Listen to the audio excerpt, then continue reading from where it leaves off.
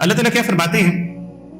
وَقَالَ رَبُّكُمُ ادْعُونِي أَسْتَجِبْ لَكُمْ، کہ آپ کا رب کیا کہتا ہے کہ مجھے پکارو، استجب لکم، میں تمہیں جواب دوں گا. یعنی پکارنا ڈائریکٹلی اللہ کو. ان الذین یستکبرون عن عبادتی، اور وہ لوگ جو تکبر کرتے ہیں میری عبادت سے، سیدخلون جہنم داخرین، وہ جہنم میں داخل ہوں گے دھتکارے ہوئے.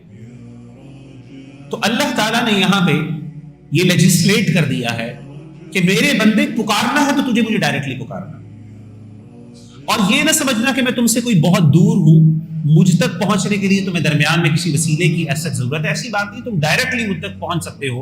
اس لیے آپ دیکھیں کہ قرآن مجید میں دوسری جگہ پہ اللہ تعالیٰ نے یہ فرمایا کہ وَإِذَا سَأَلَكَ عِبَادِي عَنِّي فَإِنِّي قَرِيبٌ، کہ اے میرے بندے، اے نبی صلی اللہ علیہ وسلم، جب میرے بندے آپ سے میرے بارے میں سوال کریں تو میں قریب ہوں. اجیب دعوت الداعی اذا دعانی، میں ہر پکارنے والے کی پکار کو سنتا ہوں جب بھی وہ پکارے. فلیستجیبوا لی، اب چونکہ میں جواب دیتا ہوں، میں پکار سنتا ہوں، تو پھر میری بات مانو. ولیؤمنوا بی، مجھ پر ایمان لے کے آؤ. تو یہاں پہ دیکھیں کہ اللہ تعالیٰ نے فرما دیا کہ اے میرے بندے، میں تجھ سے قریب ہوں، تجھے مجھ سے کنیکٹ ہونے کے لیے تجھے درمیان میں کسی اور وسیلے کی یا جگہ کی ضرورت، کسی چیز کی ضرورت نہیں. ہمارے ہاں یہ جو تصور دوسرے ریلیجنز میں پایا جاتا ہے، اور ایون انفارچونیٹلی مسلمانوں کے ہاں بھی کچھ تصور پائے جانا شروع ہو گئے. انہوں نے بھی کہہ دیا کہ دیکھیں فلاں، آپ کو اللہ تک پہنچنے کے لیے آپ کو دیکھیں بزرگوں کی ضرورت ہے. ہمارے یہاں بھی یہ تصور پائے، اور اس کے لیے وہ ایک لاجیکل اگزامپل دیتے ہیں. وہ کہتے ہیں دیکھیں اگر آپ نے چھت پہ چڑھنا ہونا تو چھت پہ چڑھنے کے لیے آپ کو کس کی ضرورت تھی؟ کوئی بندہ اڑ کے تو نہیں پہنچ سکتا نا. تو اسی لیے اب دیکھیں اب اللہ تک پہنچنا ہے تو اب آپ کو اللہ تک پہنچنے کے لیے آپ کو کسی اسپیشل، یہ وہی فلسفی، یہ وہی سمجھ، یہ وہی آئیڈیا ہے جو ہمارے ہاں دوسرے ریلیجنز میں فرق کوئی بھی نہیں ہے. تو پہلی بات یاد رکھیے گا کہ جو دعا کا جو تصور ہے ہمارے ہاں، جو ہمارے ہاں سپلیکیشن کا تصور ہے، وہ اللہ تعالیٰ سے کنیکشن کا. انفارچونیٹلی ہوا یہ کہ ہم نے دعا کو ایک کمرشل کانٹریکٹ سمجھ لیا اللہ کے ساتھ. کیا مطلب ہے؟ یعنی ہم سمجھتے ہیں کہ اللہ تعالیٰ سے جب کچھ لینا ہے تبھی صرف دعا مانگنی ہے، جب اللہ تعالیٰ سے لینا نہیں ہے تو دعا مانگنے کی ضرورت نہیں. اسی لیے وہ بندہ جو اپنے آپ کو سیلف سفیشینٹ سمجھتا ہے، مستغنی سمجھتا ہے، کہتا ہے مجھے کسی سے مانگنے کی ضرورت نہیں ہے، اللہ کہتے ہیں یہ بندہ متکبر ہے. آگے کہا ان الذین یستکبرون عن عبادتی، وہ بندہ جو سمجھتا ہے، جو تکبر کرتا ہے میری عبادت سے. تو اگر ایک شخص یہ سمجھے گا کہ مجھے صرف اللہ کے سامنے تب ہاتھ اٹھانے ہیں کہ جب مجھے کچھ چاہیے، تو ایسا بندہ ظاہر ہے جب اس کی ضرورت نہیں ہوگی تو وہ اللہ کے سامنے جائے گا نہیں. ادھر بھی اپنے آپ سے پوچھیں لاسٹ ٹائم آپ نے کب دعا مانگی اور کس وجہ سے مانگی؟ آپ کو یاد ہوگا کہ یاد آئے گا آپ کو کہ مجھے اللہ تعالیٰ سے کچھ مانگنا تھا تو میں نے اس کے لیے ہاتھ اٹھائے. ایگزامز آتے ہیں تو ماشاءاللہ سارے بھائی اور بہنیں کیا ہیں ہاتھ اٹھا لیتے ہیں، بڑے دل سے دعائیں نکلتی ہیں.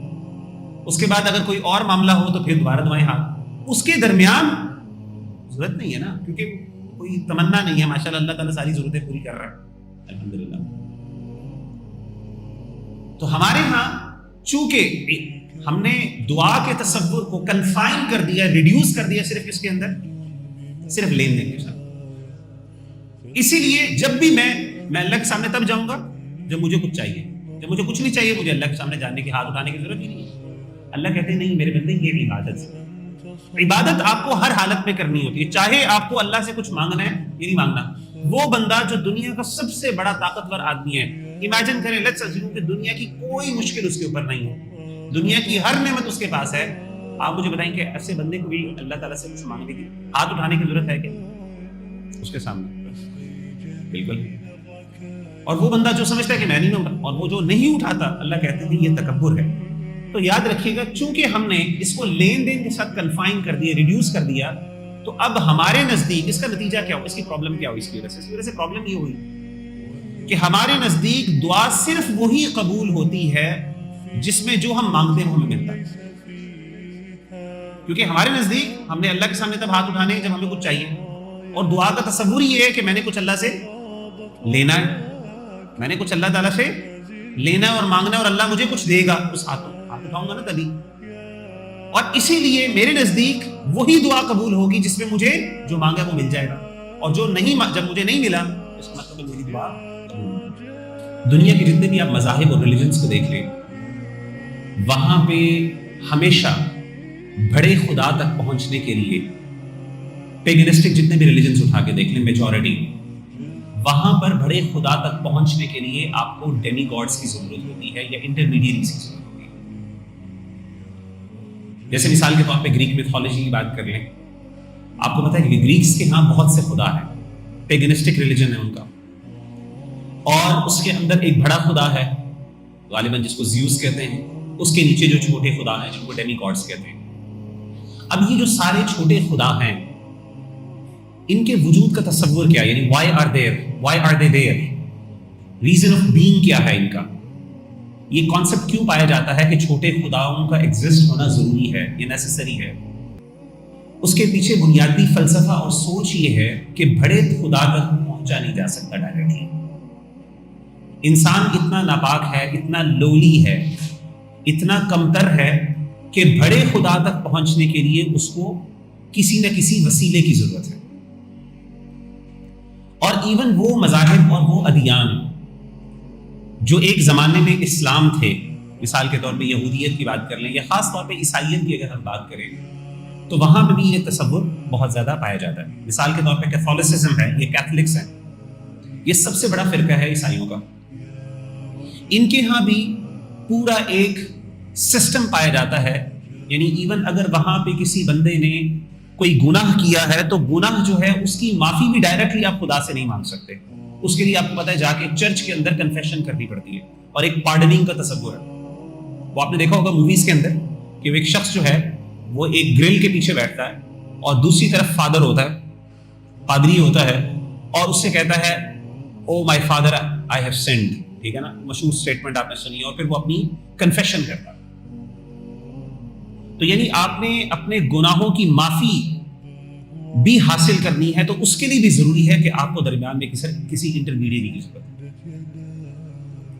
اور یہ جنرلی تمام ریلیجنز کے اندر جہاں پہ ملٹیپل گاڈز موجود ہیں ان کے ہاں یہی تصور پایا جاتا ہے کہ بڑا خدا ہے. اور الٹیمیٹلی میجورٹی ریلیجنز دنیا کے اندر سوائے کچھ ریلیجنز کے جو ڈیولزم کے اوپر بلیو کرتے ہیں، ڈیولسٹک ریلیجنز وہ ہوتے ہیں جہاں پہ گڈ اینڈ بیڈ کا تصور، یعنی ایک اچھا خدا ہے ایک برا خدا ہے، اس کا تصور پایا جاتا ہے.